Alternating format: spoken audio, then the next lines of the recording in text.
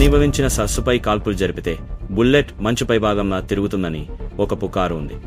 కానీ నిజ జీవితంలో అది నిజంగా జరుగుతుందా తెలుసుకోవడానికి వారు మొదట బుల్లెట్ మంచును ఏ కోణంలో తాపుతుందో తెలుసుకోవాలి. వైరల్ వీడియో ఆధారంగా షూటర్ దాదాపు 6 అడుగుల ఎత్తు ఉన్నట్లు కనిపించాడు మరియు బుల్లెట్ దాదాపు 42 డిగ్రీల కోణంలో మంచును తాకినట్లు అనిపించింది.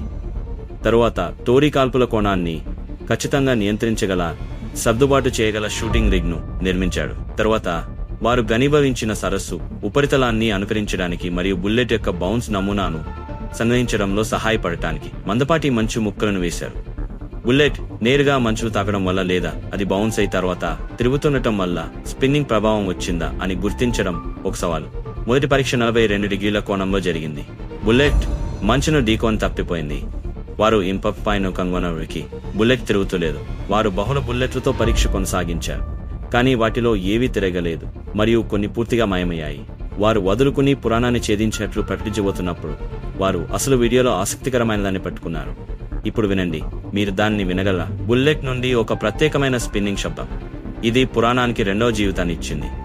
వారు నిజంగా ఘనీభవించిన సరస్సు వైపు వెళ్లి మంచు మీద నేరుగా షూటింగ్ రేంజ్ తవ్వారు. ఉగ్రమైన మంచు తుఫాను ఉన్నప్పటికీ వారు పరీక్షతో ముందుకు సాగారు. 20 రౌండ్లు కాల్చి ఫలితాలు రాకపోవడంతో తీవ్రమైన చలి మరియు కఠినమైన పరిస్థితులు ఆత్మస్థైర్యాన్ని దెబ్బతీయడం ప్రారంభించాయి. కానీ చివరి మ్యాగజైన్ సమయంలో వారు కాల్పుల కోణాన్ని సర్దుబాటు చేసుకున్నారు మరియు చివరకు వారి మొదటి తిరుగుతున్న బుల్లెట్ ను చూశారు. ఆ క్షణం కొంచెం తుఫాన్ మధ్యలో వెచ్చదనం. వారు పరీక్షిస్తూనే ఉన్నారు మరియు తర్వాత షాట్ కాల్చారు. బుల్లెట్లు మంచు అంతటా అందంగా తిరుగుతూనే ఉన్నాయి. ఫలితంగా కీ కోణం మరియు ఎత్తులో ఉంది.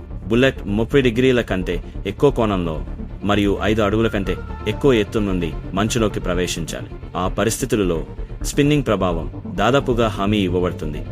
70 మైళ్ళ మంచు ప్రయాణం మరియు క్రూరమైన పరిస్థితుల తరువాత వారు పురాణాన్ని నిజమని నిరూపించారు.